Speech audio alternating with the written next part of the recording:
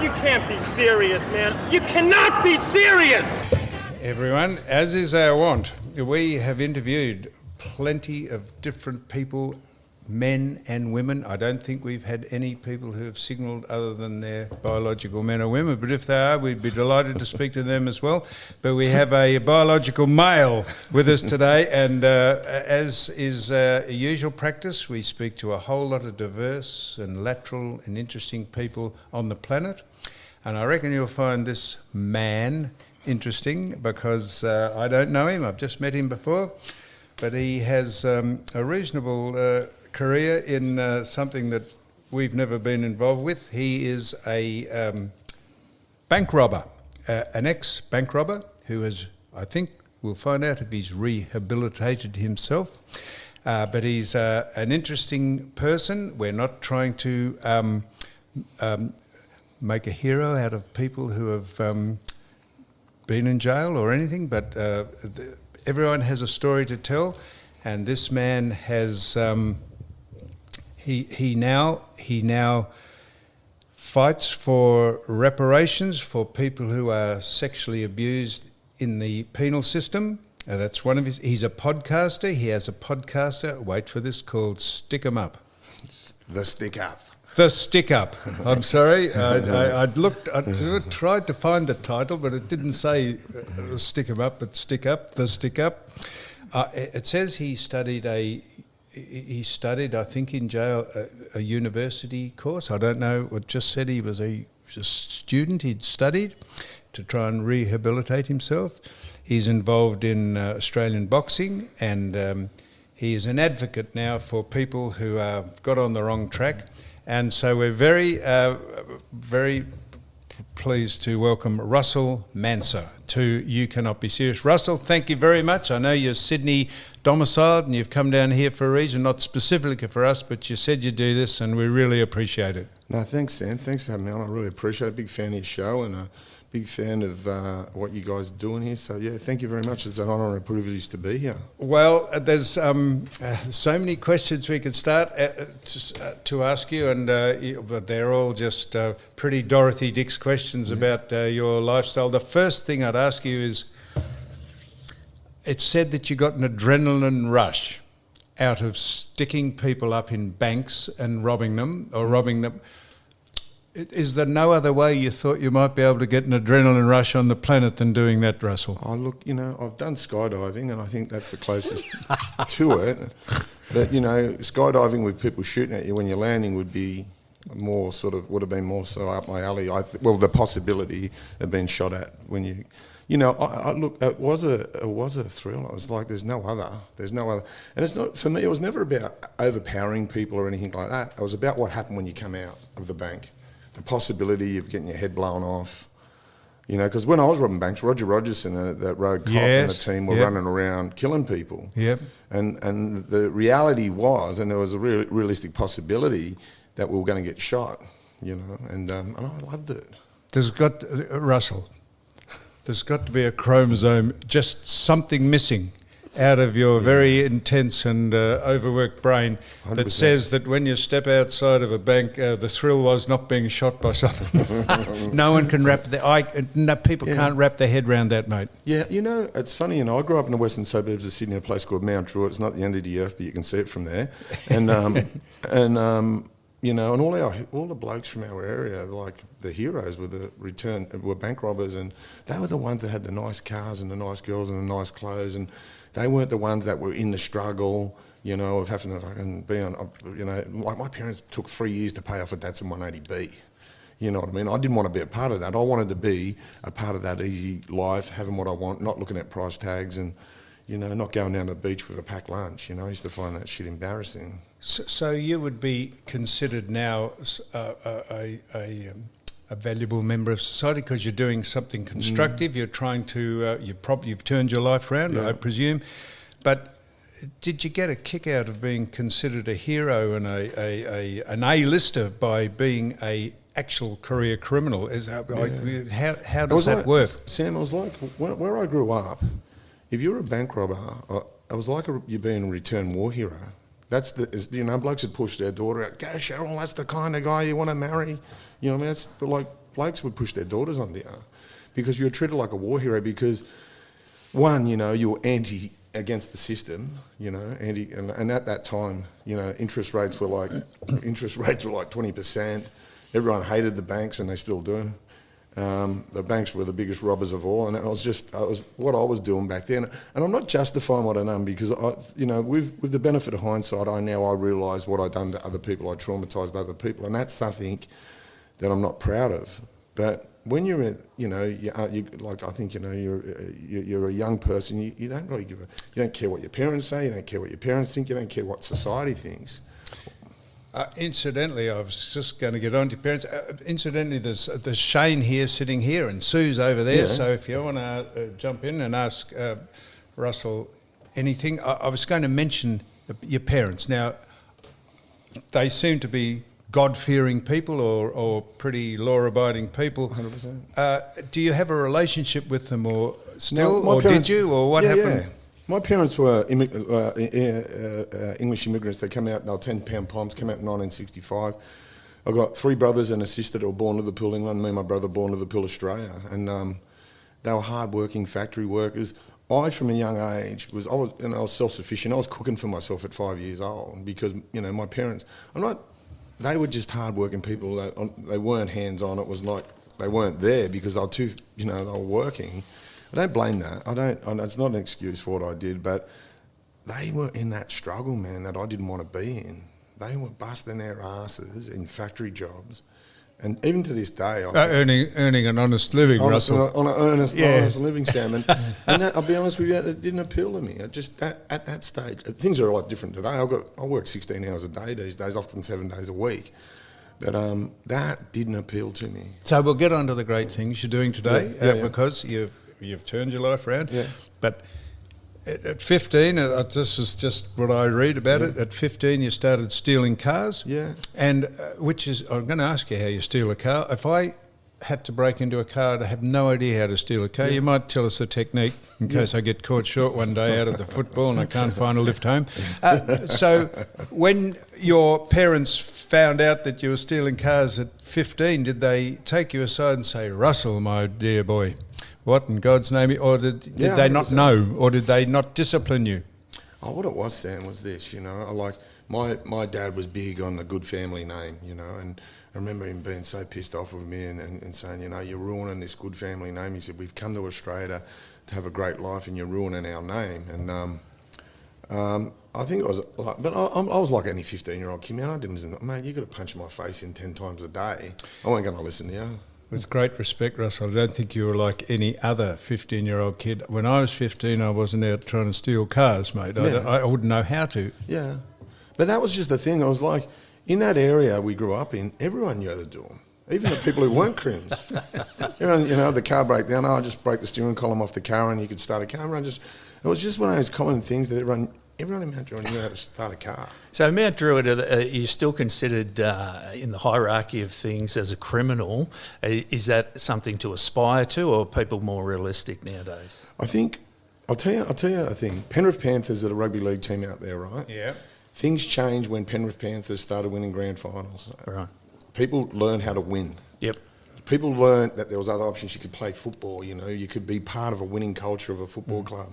And I think it was a big turnaround. I think Penrith won their first grand final in 1991, 1992.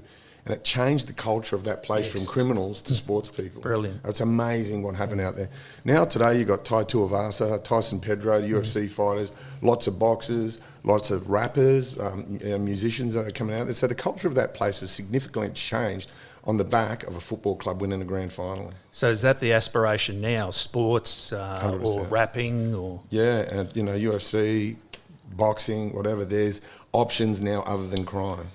So you said, Russell, that the guns that you pointed at people in banks weren't loaded? No. And because it says you didn't want to scare people, you've got to be joking, haven't you? Surely if someone had a gun pointed at them, whether it was loaded or not, it would put the fear of Christ into them. 100%. How do you justify that statement? I was just stating a fact that I had no intentions of ever shooting anyone. And I think there was a couple of cases where I did get challenged, and I ran like I was covering back in them days. I could cover 10Ks in 40 minutes, you know.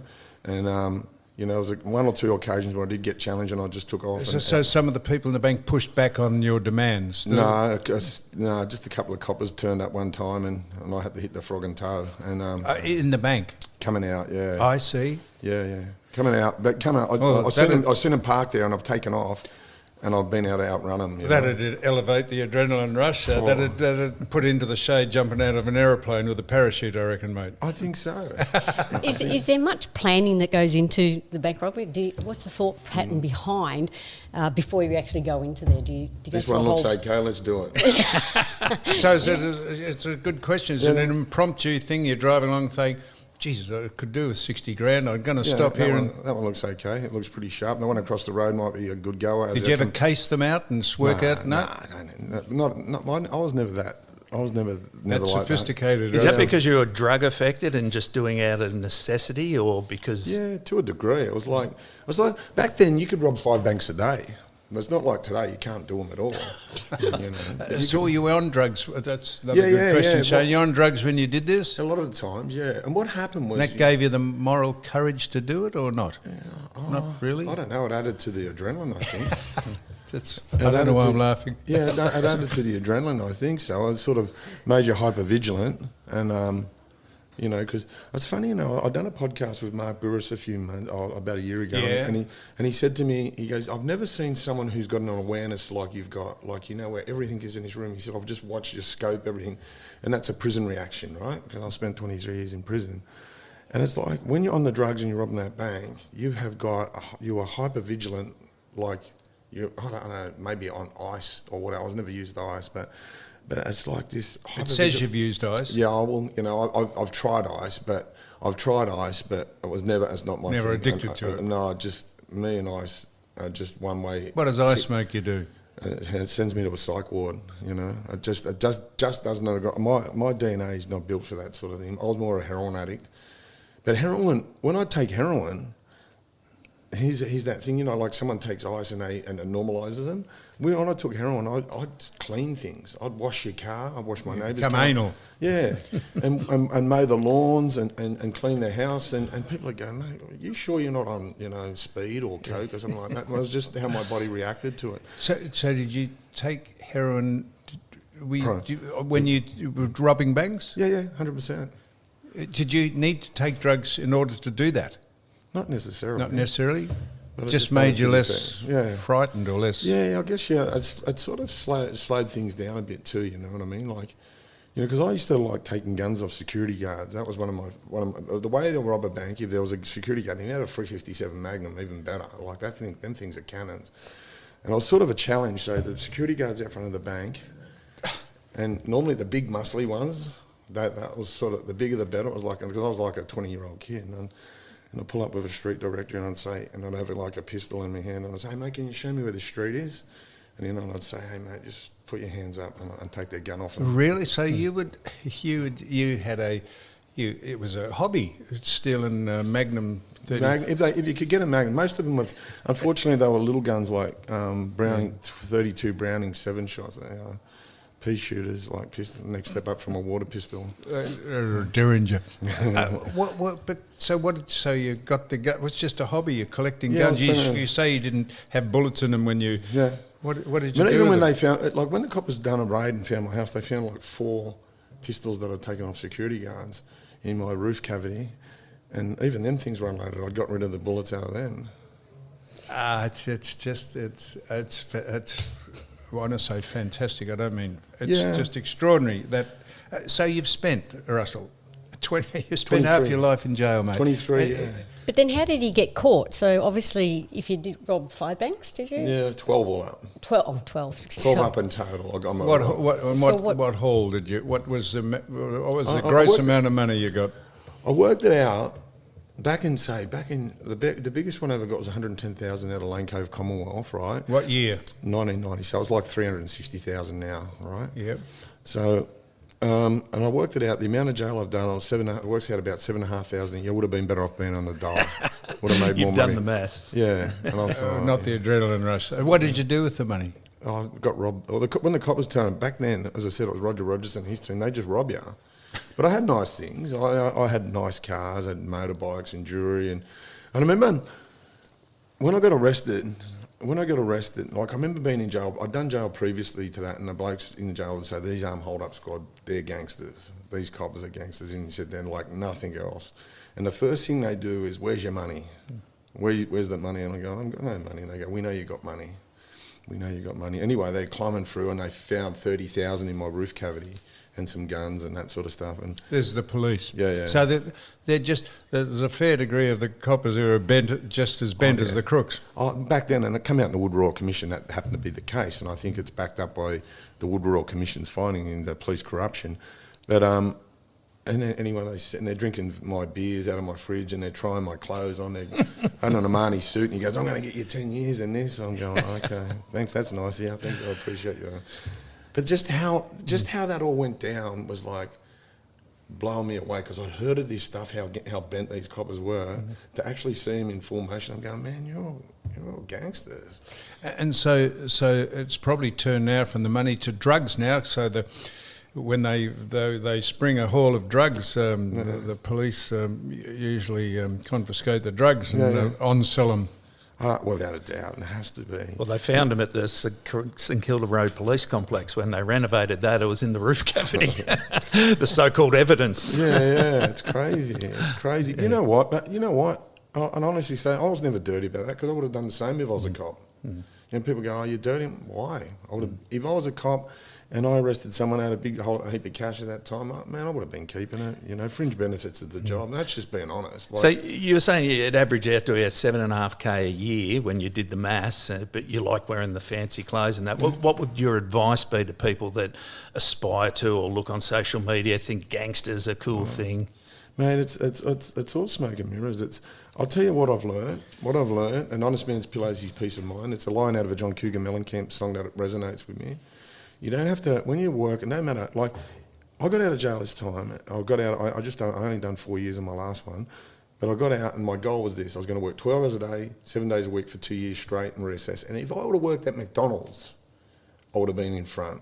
I would have done, with that work ethic and that thing, I would have been in front. I actually worked 16 hours a day, 7 days a week for 2 years and had 1 day off. Russell, you can't say that. You can say that, but it's unrealistic to say that, because you thought it was just an easy snatch, a grab for money. Yeah. You didn't want to do what your mum and dad did and work in a factory. You didn't want to work McDonald's 9 to 5. Yeah. You wanted just to take the easy way out by traumatising people. Yeah. And I know you've regret all this and you've turned your life around, and that's fantastic. But you say it's not worth it. Well, you weigh up whether it is worth it to live that great lifestyle and then have to pay for it by spending half your life in jail. I just can't comprehend how someone can think that. It's like this. That's a 50-year-old mind's different than a 15-year-old mind.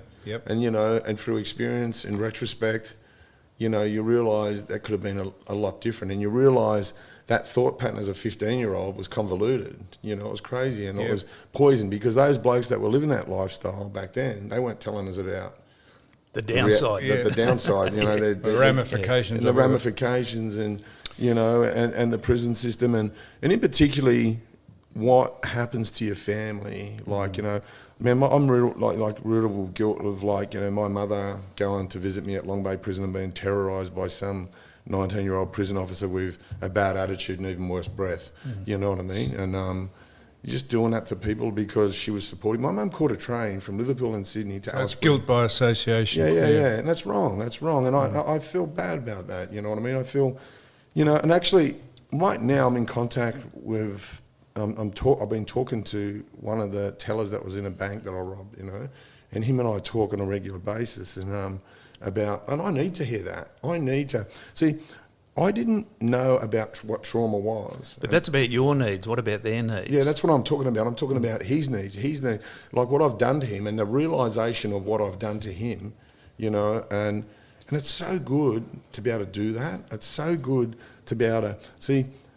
I don't know about trauma. I started doing trauma. Julia Gillard, the best Prime Minister this country's ever had, brought in the Royal Commission on Institutional Responses to Child Sexual Abuse. She had the balls to take on the pedophiles. She had the balls.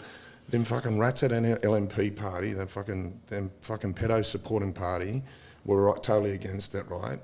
So she brought it in, and I got to tell my story, because while I was sexually abused, I went to a boys' home. Yeah, no, I was going to get, we haven't quite got into that, but you preempted that. So you were sexually abused in prison as a 17-year-old? Yeah, it started before then. I went to a place called Darrick Boys' Home, which was the subject of a 60-minute story. And it was prolific sexual and physical abuse there. It was government sanctioned. And it was one of those places where we'll sexually abuse them and teach them a lesson, you know. And that's what the crux of that place was. So when you say you were sexually abused, what does that mean? Were you I was raped over and raped up the up the Jatsy, bottom? Yeah, all of that. You had to forced oral sex on. It's just so when the people did that to you, raped you. They're bigger criminals than the people in there. So I know it's an occupational hazard if you're in jail and you're a felon and you're a crook and you're getting upended by other crooks who are pedophiles. How did you cope with that? What did you feel like after you'd been violated? And they walked out and they were happy and they'd shot them, you know, they'd got the load off their chest. What did you feel? What did you mentally? Created a void in me that I just didn't understand. It was like this, there was an emptiness, there was a sadness, and there was a real darkness, which I know now is trauma, right? And so depression, yeah. And you know, I was always one of those kids. I've always looked after an older brother who was in the army, and I've always been a kid that was always physical. I always liked keeping fit and everything like that. And I never smoked pot. I've never smoked a cigarette in my life, and I started smoking pot. I started smoking pot as a way just to numb all of them, because man, them nightmares are real, man. Them nightmares are from the sexual abuse. Yeah, them nightmares, because it happens of a night time. So you're laying in these dormitories, and they had a pedophile ring operating out of that boys' home, because people that were sexually abusing kids didn't work there. So they were bringing them in, and then they were picking kids out, taking them out of their beds and the ablutions blocks, which is a shower block, and taking kids in. And this happened all night long. So, you know, that's exactly like that's. You ever heard of a bloke called Jimmy Savile? Yeah. He was a entertainer in England. Yeah. And he said he was a charity worker and went to the prisons. He was a pedophile, and Jimmy Savile, they made him and they sued Jimmy. He gave him an knighthood, and they suddenly found out who he was. And they wiped him like a dirty ass after that. Well, they absolutely did, and he died, and he was discredited, and I don't know. But you know what, Sam? People think. And as people put it to me, and people go, like, I'll do posts on social media and they go, well, why didn't you learn your lesson? You were sexually abused. Mate, pedophiles don't rehabilitate kids. You don't give a pedophile a kid and say, oh, punish him. Imagine that. And that's a crazy precedent to set, to sort of say. But what it does do you, when that happens to you, you got anger in you and hate. Like, I never experienced hate after that. I never had hate in me. I couldn't imagine. I was always a kid that bounced out of bed. I was pretty happy sort of a kid. But I had hate in me after that, like, for the system. Like, oh man, I wanted to do some really bad shit after that. I wanted to kill people. And you know, whilst I was in that Darrick Boys' Home, I'd done an apprenticeship, like, how to steal Porsches, you know. I know you're a Porsche fan, Sam, so mate, we're not going to steal yours. Yeah, no. But, yours is safe. I'd like you to tell me how you steal a Porsche. Well, the Porsche is one of the easiest cars to steal, right? And there's a thing. So anyway, these kids give you, like, where I was from the western suburbs. It's sort of like being in a country town. And these kids from the inner city, they were just at such advanced crooks. They could steal and you know, they were doing they were robbing banks at 15 years old. They were breaking into sports stores, stealing 930 twin turbo Porsches and just revving the guts out of them out front of cop shops and encouraging the coppers to come out and chase them, you know. Like a 930 twin turbo, as you know, Sam, is still in today's terms one of the quickest cars ever. So no, we keep chuckling because these stories are amusing. I don't want people to think we're making light. I don't want people to think we're making light of this. It's a very serious thing that you did, but so the way you explain it, it is quite humorous. But we're not laughing at what you did. We're laughing at the way. So do you think there's enough vigilance? Because there's all these conspiracy theories about politicians having pedophile rings and captains of industry going to clubs, and do you think there's enough vigilance? You said Julia Gillard was the best Prime Minister because she... did she... Do you think people are investigating the amount of pedophilia that is involved in the top end of society? I think it stops just before there. I think there's just too much power in that. I think it stops just before that happens. And the Royal Commission Institutional Responses. My partner was a barrister attached to. Your wife? No, partner. She's a barrister. Oh, you had a couple of kids. No. I've got a couple of kids, but sorry, I thought my you meant... partner is she's a criminal barrister. In your business. Yeah, no, she doesn't. No. My partner, my girlfriend. Oh yeah, well that's what I meant. Yeah. So this is not the person you had the children with. No, another one. No. Yeah, I'm sorry about that. But anyway, so she worked alongside the Royal Commission in a service called No More, so they were doing all the private sessions about people being abused, and she had a really good insight into how far that Royal Commission went, and she said it stopped at a certain spot where it started to, because there was a former New South Wales Premier that had the finger pointed at him from every single direction, and there was just too many people. One people said you do it, you mightn't have done it. Two people said you did it, you may have. Three, but when you've got about 30 or 40 people nominating this certain person, there's a fair chance he's a pedophile. And they didn't want to go there.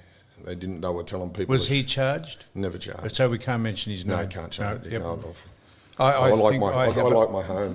No, I actually... I think I know who you're talking about. But so this is... You said it just stops before it gets to the highest level. Is this well known? Is it? It is. Well, look at even at the Wood Royal Commission, look what they've done. They unearthed the Supreme Court judge, Justice John Yeldon.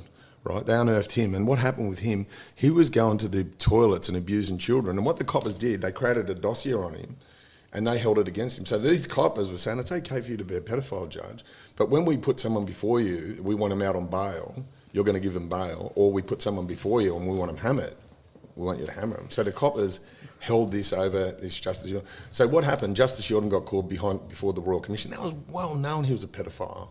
Well known he was a pedophile. Everyone knew, the politicians, the coppers, everyone knew he was a pedophile, but they let him get away with it because they had a dossier on him. Why do they let him get away with it? Because they could hold things over him. Like they could control it. They could control the narrative. They could get him to do whatever they want. You know, that was the coppers. That was Rogerson and his team. Yeah. But that was like, how moral is that? There's got to be a cut-off point, right? Yeah. You mentioned you got two children from previous marriage. I'm a father also, and my single biggest concern is them turning to drugs or, God forbid, were ever abused sexually. I don't know how I'd react to that. Or being a bank robber. No, that I wouldn't mind. But how do you, as a father, knowing that these things exist, is that amplified, those concerns and worries in you? 100%. And, you know, unfortunately for me, with my kids, my oldest son thinks he went for a stage, he thought he was two-pack. My youngest one, I will know that DNA test because he's just too responsible. And I just, he comes home, Dad, I'm 20 years old, I want to buy a home. And I'm going, fuck, I don't think you're my son. And we joke about it, but there's no doubt he is. But I'll tell you a story about my oldest son. So I was down here in Melbourne, and I get this video on fucking Messenger, and here's my young bloke and his mate. They've got this bloke in a headlock, punching him in the face in the back of a car, and they said, Dad, this bloke's a fucking pedophile. And they're bashing him, right? So anyway, I said, fucking, I wish you didn't send that to me. You've just incriminated me in something. And anyway, the bloke got out of the car, and they got charged for kidnapping and torturing a pedophile, right? So as a father, I can't be dirty on that. I wish you wouldn't have videoed it, and I wish you wouldn't have sent it to me. Yeah. But I can't be dirty on that, right? No. So he does the boys. I mean, people having goes at me. They go, "Oh, you disturbed about your son?" I said, it was any other crime, if he would have stole something, I would have been upset. But the fact that he done that to a pedophile, I can't be upset. Yeah. So you see, they're sort of trying to legitimise pedophilia in the States. Do you know they call the certain groups now, they don't call them pedophiles. They say that's politically incorrect. They're minor attracted people. Oh, they're minor attracted people. And they say this is just pedophilia, given another name to legitimise it. What chance you got if that's the mindset of people in the most developed country in the world? They're trying to, America, the most fucked up country in the world, but this normalisation, how they try to normalise and slide this stuff in, you know, into us. And you know, I'll tell you something out in prison. People think, oh, pedophiles go to jail and get bashed. Bullshit. Pedophiles go to jail and get protected at all costs. They've got their own jail in Ararat. Yeah. And I say this, those jails like that, there's another jail in Queensland called Wolston. There's 900 pedophiles associate on a daily basis together. And I'll tell you something, bank robbers, we talk about bank robberies.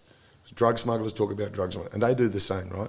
So if we had 900 bikies in one jail, there would be an uproar. Oh, we've got to separate them. They're too dangerous. They're conspiring. They're going to get out and they're going to do this and they're going to sell drugs and they're going to do this. Why ain't them sort of jails been disbanded? Like, that is dangerous. You know, I was accused of trying to kill a pedophile in a jail once. I had nothing to do with it. I didn't touch him. And he had a toupee, this guy, and when they found him, the toupee was covered in blood on the ground, and they're saying, they've scalped him, the mongrels have scalped him, and which was quite funny. But the thing about that is they had a 17-man task force, and they were offering deals to blokes to tell on us. Me and a bloke called Chris Miller, who'd become a bikie down here, and they had a 17, and when they called me up, and they go, last deal, and they said, we know Chris Miller done this. They said, we're offering you a deal. And I said, what's the deal? And they said, we're going to take you down to Kmart this afternoon. We're going to buy a new set of clothes. And we're going to put you on the train home with 2 years to go left. And they said, what do you think of that deal? I said, you lost me at Kmart. Hey, when you did a fitness course when you were in jail, Yeah. you come out and you tried to get yourself back on track. You Yeah. were a gym instructor, you got married, had the kids, Yeah. and you actually got your shit together for a while there. And Yeah. But then what happened? Because that was your chance. You said, you know, I'd rather... You eventually come to the realisation that you'd rather work in Macca's and fucking put the hours in. What happened at that point in your life to drag you back into crime? What it was is, look, I want to just shout out to Professor Paul Haslam, who I'd done my fitness leaders course with. I still train with him today. I train with him every Wednesday. Fitness has always been a big part of my life. It's been a big part of how I deal. Subconsciously, I've used it as a coping mechanism my whole life. Well, you said fitness or training is your best form of antidepressant. Oh, 110%. So, but what happened with this whole process was, until I dealt with this sexual abuse stuff, because there's a second part of my sexual abuse. This is where the Porsche thing comes into it. So I stole a Porsche. I went before a judge, and the judge he said, I'm going to sentence you, and stipulated, you're going to go to an adult prison to teach you. I call him Judge Nostradamus, but he got it wrong. He said, I'm going to sentence you to 12 months and stipulate to be sent to an adult prison. This is when you were a minor. Yeah, when I was 16, Yep. 17. And he said, to teach you, to deter you from future reoffending. So they sent me to the Central Industrial Prison at Long Bay Prison, which the one wing protection wing that housed the worst degenerates in the country at the time, the worst of the worst. Like in the case of the bloke who sexually abused me, he was a necrophiliac. So they put me around people like that. Now, they put me in that wing for my own protection. Now, in the rest of that jail, Mount Druitt, where I'm from, about a third of the prison population's from Mount Druitt. I guess it's equivalent to your Broadmeadows, right? So they put me in that prison. Now, they could have put me in a mainstream prison. There would have been blokes that would have put me in a cell. I would have been safe. You know, friends, brothers or uncles or whatever. This is this whole thing, right? So they put me sexually abused there. I was introduced to that was when I got my first shot of heroin. You know, the necrophiliac. Wasn't that after you got raped? He gave you that as a contra? So what happened was this is what he done. He gave me the shot of heroin with this syringe, man. When you would have seen it was a nail, as a plunger, like a piece of thong cut out. I was like, man, it looked dangerous. But he said, mate, you're just going to do this, and he said, "You'll shut your mouth after it." Anyway, heroin made me spew, and I was sitting on my knees at the toilet, vomiting in the toilet. He raped me, this bloke, Jeff. Anyway, and then what you're sitting in the and I toilet? was on my knee, like I was bent over at the toilet, vomiting, and this is when he you said it was This the man who's a necrophiliac. Yeah, that yeah. is Jeff Hardy. Jeff Hardy fucking sue fuck me. dead people. Yeah. They had children around this bloke, right? These rats. They had children around. Like, I wasn't the only one there. There was about 10 of us there from the boys' homes at Long Bay Prison, but they were there for, like, because the boys' homes couldn't keep them. They were escaping their riotous behaviour and bashing. I had a minimal criminal history. I got sentenced to prison because the judge stipulated. He said, "How dare a boy from the western suburbs come to an affluent area and steal a car?" It was a class crime. I didn't think it was a crime to be from the western suburbs of Sydney. I read the law. It doesn't say it is. So if you think, not you, but people are unfairly treated by you going to what is the solution to this? You've got to They're lock. doing it still, Sam. You've got to lock people up who break the law, don't you? 100%. Look, back then, I think, they had boys' homes that they could have sent me to. There was, in Sydney, there was a boys' home called Mount Penang. It was from 16 to 21. You can go there from 16 to 21. I would have been better off going there. But even up there was sexual abuse happening. I get called in to do. I just want to go back, Shane, and answer your question about that question, because it's a really good question. People say to me this all the time. So I got out in 1998 after serving 8 years. I was 8 years clean. I was 8 years clean, clean and sober. I hadn't had a drink or a drug in 8 years. And drugs have flooded. Jails are full of drugs. So, but I just made a decision. I wanted more, because how it all came about. As I escaped, I ended up in the Northern Territory, robbed a bank up there, and After 8 years. I was. This is what happened. So, in 1990, I escaped from. I went to court, punched some of the coppers, got away, got pinched for robbing a bank up in Darwin. But explain how you got away with the toothbrush fashioned into it. What happened was, I just had enough. I didn't want to be a prisoner anymore. And Oh, really? Yeah, Really? I'd had enough. Yeah. And I decided to escape. So I trained, and we had this old SAS bloke in there, and I said, "Mate, we want to escape." And he goes, "All right." So Another prisoner. Yeah, he was an ex-SAS soldier. So he just gives us these training drills, like fireman drills and carrying people. And so he came up with this thing. He said, "I've got a trick for you." And I said, "What is it?" He said, "Grab a handful of salt and walk up to someone and Salt? and throw it in their eyes unexpectedly." So I'm walking along, and this bloke's walking towards me, like, some salt in his eyes. He goes, "Oh." Is that before you got the handcuffs off? Yeah. But this is the trick we learnt, right? So anyway, and then I grabbed the bloke, I hugged him, I said, "Mate, I'm just training for something." I said, "Sorry, I didn't mean to offend you." And he said, "Oh, no, that's all right." And he would have later realised what I'd done. Yeah. And he goes, "Oh, he's warming up on me." And everyone will help you. And everyone knew I was going to have a crack at escaping, right? And everyone just knew everyone wanted to help. All right, everyone's. There's no laggers? No, because my area is pretty tight, And so anyway, so we got a handcuff key. Everyone made handcuff keys back then. You can make them out of dustpans, right? So you went for a truck ride. They all put handcuffs on you. So as soon as you get in, they'd pull a handcuff out their mouth and take the handcuffs off and hang them up. And when the van's pulling up, they better put them back on. So anyway, so I had the handcuff key, went to court. As I jumped off the van, I went bang, threw the salt in the copper's eyes. He's dark, like he didn't realise if it was bleach or acid or whatever. It allowed me to go crack, put one on him. Yeah, but you're also using the handcuffs as brass knucks. Yeah, no good, not a good idea. Yeah. A good way to break your hand. And I had the handcuffs, I cracked him one. The flushest right hand I've ever hit anyone in my life. I couldn't replicate it ever again. The universe was on my side. And anyway, we ran away. And we meant to have a car park somewhere. And anyway, I'm jumping a couple of fences, and there's this bloke painting his house. Spoke perfect English, right? And he had an old Datsun 240K out there with every club lock, kill switch known to mankind. And I said, "Is that your car?" And he goes, "And I got handcuffs hanging off me." And I said, "I'm just in a bit of trouble. Just need your car for a bit." And he goes, yeah, right. He spoke perfect English. That night he's on the news with an interpreter and going, "They punched me, they kicked me." Never laid a hand on him. They punched me, they kicked me. I was in fear of my life. Not sure if he had a gun or not. We had no gun. Anyway, so went back. I went to Mount Druitt. And like back then, there's people harbour, right? So everyone was, it's the first door I knocked on. No, geez, you took your time getting here. We've got the beds made, got a feed. We're going to cook you a roast. And my mates from that area going, fuck, how good is this? And I said, I need a kit. And a kit, that's some balaclavas and guns and stuff like that. And a thing called a dent puller, which you steal cars with. And within an hour, once knock on the door, full kit, bang, and went back and robbed the bank that I was on remand for.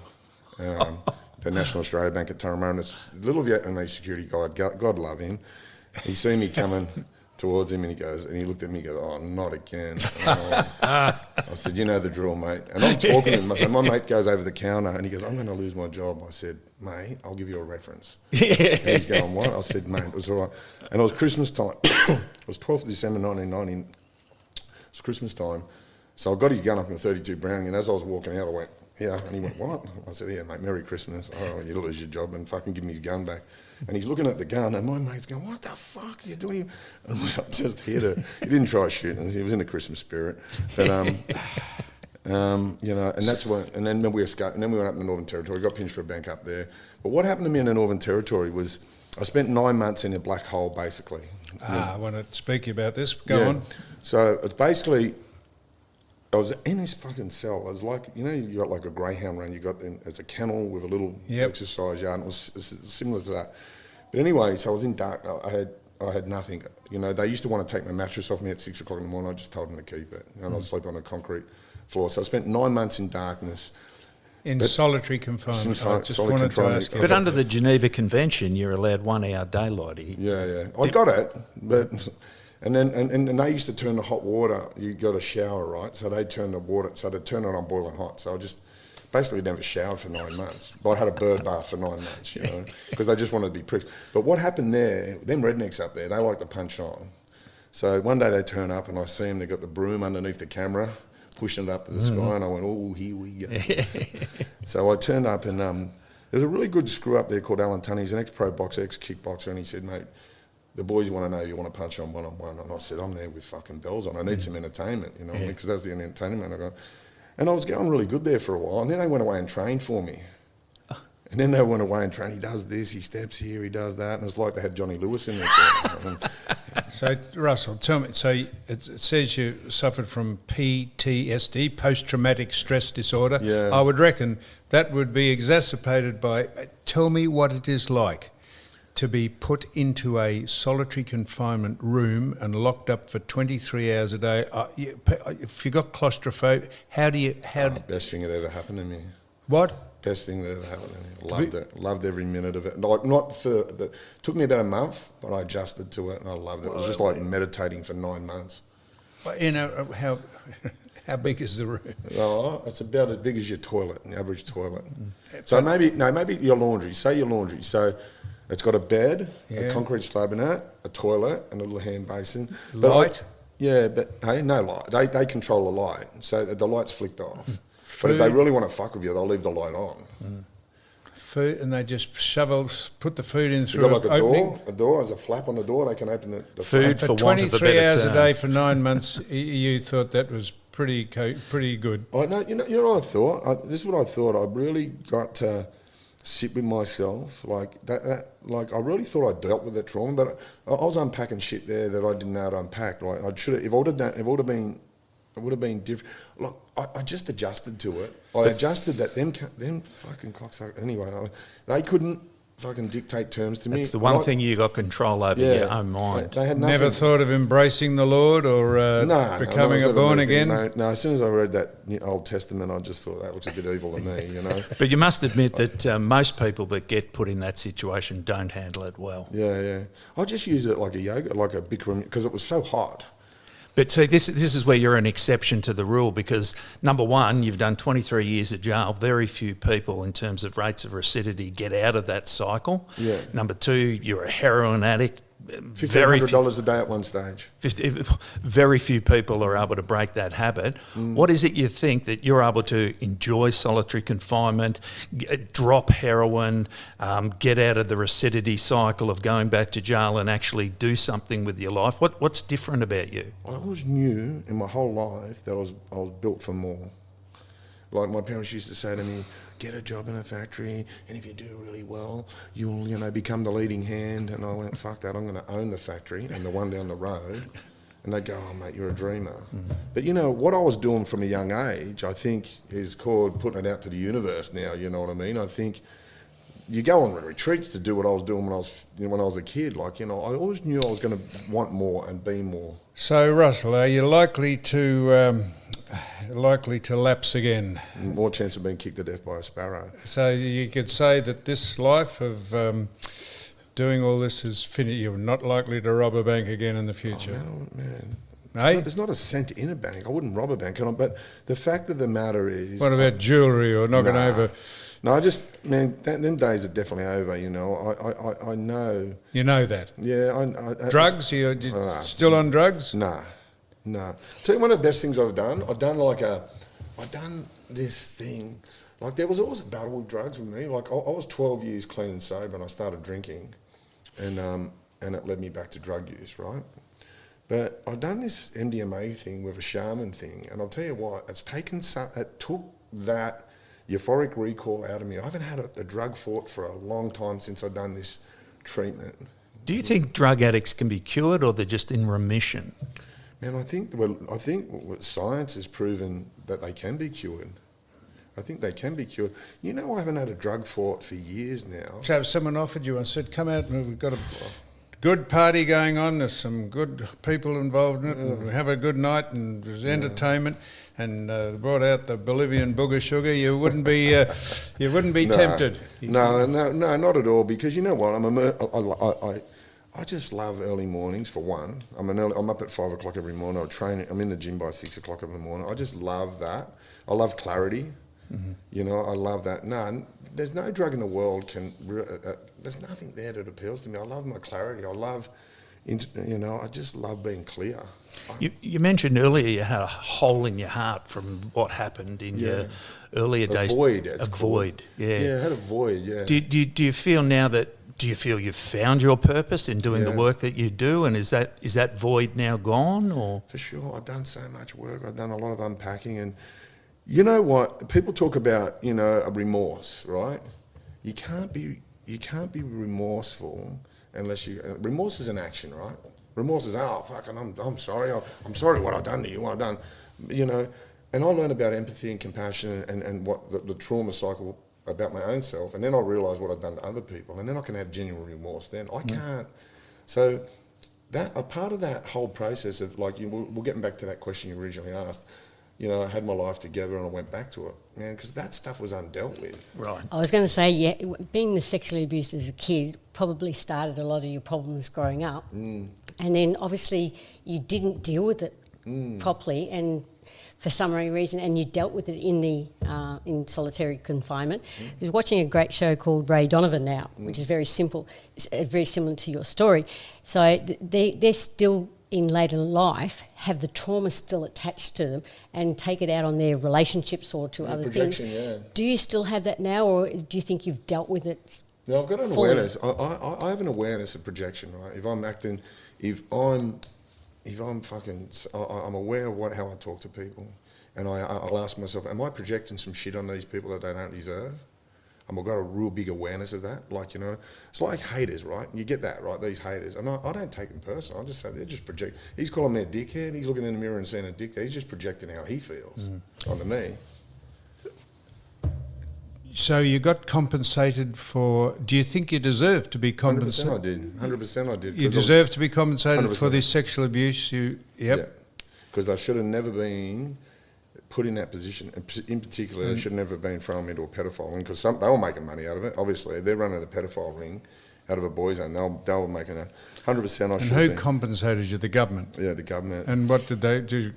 What do you use this What did they give you for? I can't. No, you I've can't got say a that. non-disclosure Yeah, agreement. no, fair enough. But I will. But I'll tell you what. I work with Slater and Gordon, and they robbed me blind. So that was another raping. Yeah, you know what I mean? So is compensation really, it doesn't matter what the monetary figure is that just more a way of being validated in terms of the wrong that's been done to you, or does it actually help in the healing process? Well, it allowed me, I reckon I spent half of what I did in treatment after it, whether it be rehab, really good counselling, psychiatrists, psychologists. I always put a part of that aside to do that. So Russell, I'd like to put you to the test. That's my car out there, and it's locked. If I could time you, how long would it take you to go out there and get into it and start it? Well, I'll be honest with you, Sam. I'm not up to date with. I've really made it. You- I've got a C63. So I think I've got more chance of doing that. But That's my car. I've got to. Yeah. But I think with these sorts of things today, what they can do, they can what they've got now. Forget about it. But no, it's even easier than it's ever been. Serious? Yeah, it's Got the right- even they've got these things, and they're like an old house aerial, and they'll just run it over it, and it'll pick up a signal, and it'll open it. Yeah. But then what about all the tracking and the that's what you gotta immobilisers? So you get down the road, they turn your car off. Yeah, Well, I Russell- haven't had a cracker still in the car for a long time. Now, Russell, it's If you give me an SLR 5000 Sam, I'll steal it in 10 seconds. Give me a 930, give me a Porsche. Give me a Porsche. A Porsche will be the easiest car to steal of them all. I'll take you out the back here. See if you can steal this car out here. I'll show you in a minute. Now, Russell, we're not glorifying what you did, but we really appreciate you coming in. Thank you. It's a really interesting. I love this forum, how you guys do this. I really enjoyed this. It's so good. No, mate, we genuinely interested in the people we speak to. We don't try and. It's fantastic for you to do this, and we wish you well. I don't know, as I say, if you're a recidivist or it's going to rebound on you, but You know, I've been out the longest I've ever been out now. I've been out I just broke my record. So my record before was 6 years, 1 month. I've just hit, I'm out about 6.5 years now. That's And brilliant. don't even look like, I do have one more question for you. Like, given that you have been through this process and you obviously have empathy now, not only for your victims but for other people that have been through similar trauma process, given your work involves talking to people that have been through trauma and facilitating their compensation and their movement forward, does that empathy drain you, given that did you relive your own trauma every time you speak to a victim? And there's a bloke called Professor Ian Coyle. He's one of the leading trauma specialists in Australia. He done a report on me, and he said Russell Manser would be one of there's only 2 people he's ever come across that he believes that I grow from when I deal with these people. He goes, I've got something that's just unexplainable when I deal with people. And I've done one trauma report. I was doing interviews. I was interviewing people about their trauma, right? And there was one that rocked me a bit. It was my mate, and he's doing a life sentence in jail in Queensland, so I interviewed him over the phone, and I said to my business partner, that one fucking did hit me a little bit. But other than that, it's about disassociation, right? It's about you can't carry it, and there's a way to do that. well, now look, Russell Manser, Yes. thank you. Sam Newman. And we have, it's called, not Stick 'em Up, it's called... the stick The up. stick up. The Stick Up, Stick Up. podcast. That'd be an interesting podcast to listen to. As I've said before, really appreciate you coming on to You Cannot Be Serious. It's a fascinating chat, and people will get out of it what they want to. So thank you so much. Thank you for having me. I Righto. appreciate you guys. Righto, here we go.